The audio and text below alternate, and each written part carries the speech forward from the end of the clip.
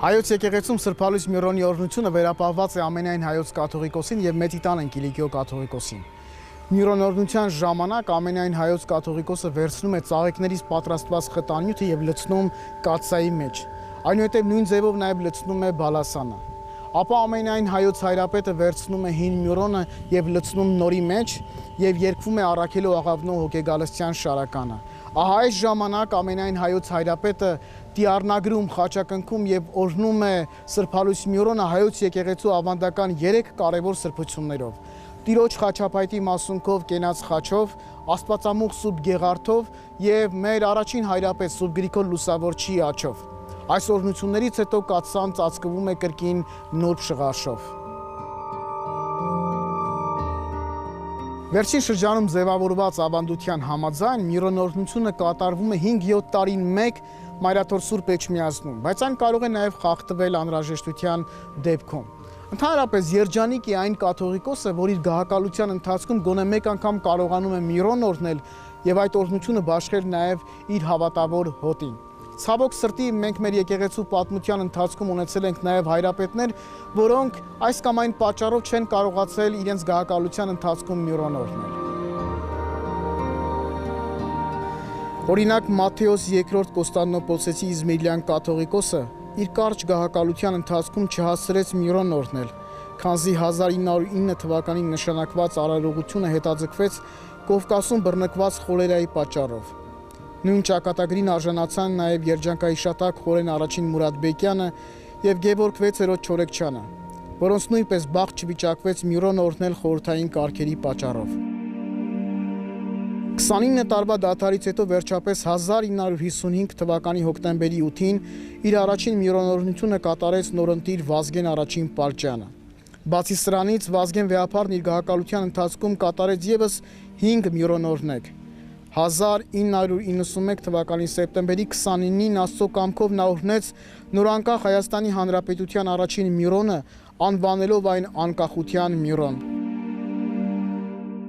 Վազգեն կաթողիկոսին հաջորդած Գարեգին առաջին ամենայն հայոց կաթողիկոսը 1996 թվականի սեպտեմբերի 8-ին Մայրաթորում կատարեց իր առաջին Միրոնի օրհնությունը, կոչելով այն վերածնության Միրոն։ Բայց հաջորդը տեղի ունեցավ ոչ թե 7 տարի հետո, այլ 5, այսինքն 2001 թվականին, երբ ազգովի նշում էին քրիստոնեությունը Հայաստանում պետական կրոն հռչակման 1700-ամյակը։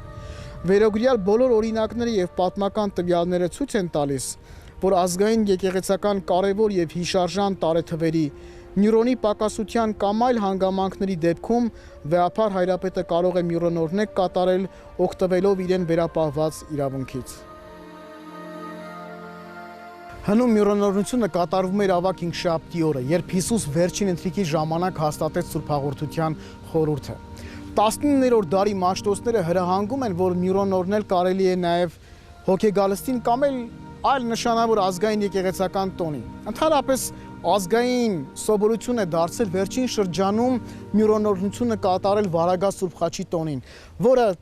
խաչին նվիրված մեր ազգային կարևոր տոներից մեկն է։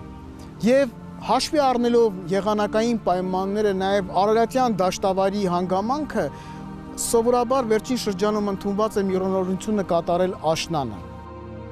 Ավանդույթ էր ձևավորված, որ Միրոն օրհնությունը կատարվում էր կամ Մայր տաճարի ներսում, կամ Մայր տաճարից դուրս կառուցվում էր բեմ, որտեղ եւ կատարվում էր այս հրաշալի արարողությունը։ 2001 թվականից սկսած, երբ որ ժողովուրդը խորներամ փորձում է եւ ցանկություն ունի մասնակցելու այս արարողության, այն կատարվում է նորակառույց Սուրբ Տրտաթի անվան բաց խորանում։ Հնում Միրոն օրհնեկը կատարվել է Սուրբ Պատարագի ընթացքում։ Վերջին շրջանում այդ օրն առավոտյան Մայր տաճարում Սուրբ Պատարագ է մատուցվում, իսկ երեկոյան տեղի է ունենում բուն արարողությունը։ Նախքան արարողությունը Վեհափառը եւ 12 arczepiskoposներ կամ եպիսկոպոսներ զգեստավորվում են պատարագչի ամբողջական հագուստներով։ Հայոց հայրապետը հոգևորականների դասի ուղեկցությամբ եւ ամփովանու ներքո վեհարանից կամ Մայր տաճարից խորուրդ խորին շարականի երգեցողության եւ Մայր տաճարի զանգերի ղողանջների ներքո ուղղվում է դեպի բաց խորան։ Հայոց հայրապետի աջ եւ ձախ կողմերում ընթանում են վեցական սրբազաններ, իրենց ձեռքերին ունենալով Միրոնի համար անհրաժեշտ սրբությունները, խաչապայտի մասունքով կենաց խաչը, Սուրբ Գեղարդը եւ Սուրբ Գրիգոր Լուսավորչի աչը։ Բացի միրոնորնության անհրաժեշտ այս 3 սրբություններից, արարողությանը դուրս են բերվում նաեւ այլ սրբություններ։ Սրբազանները տանում են նաեւ հին միրոնը, բալասանը եւ միրոնի նյութերի անոթը։ Արդեն Խորանի վրա Աստվածաշնչից ընթերցվում են Ձիթենուն, Օծության յուղին, նրա պատրաստությանը եւ շնորհատու գործառույթին նվիրված մի քանի հատվածներ։ Առանձին աղոթքներ ընթերցում նաեւ Վեհապար Հայրապետը, խնդրելով, որ Սուրբ Հոգին ինչնի յուղի մեջ եւ սրբացնի այն։ Երբ Մայր Աթոռի Լուսարարապետը բացում է կաթսայի կափարիչը, շարականի երկեցողության ժամանակ Հայոց Հայրապետը կաթսայի մեջ է լցնում ծաղիկներից պատրաստված խտանյութը, իսկ հետո նույն ձևով նաև բալասանը։ Այնուհետև նա հին մյուրոնը լցնում է նորի մեջ, որից հետո երգվում է առաքելու աղավնո շարականը։ Ապա ամենայն Հայոց Հայրապետը տիառնագրում եւ խառնում է մյուրոնը Հայոց եկեղեցու ավանդական 3 նվիրական սրբություններով։ Հայրապետական այս օրհնություններից հետո կաթսան կրկին ծածկում են նուրբ շղարշով։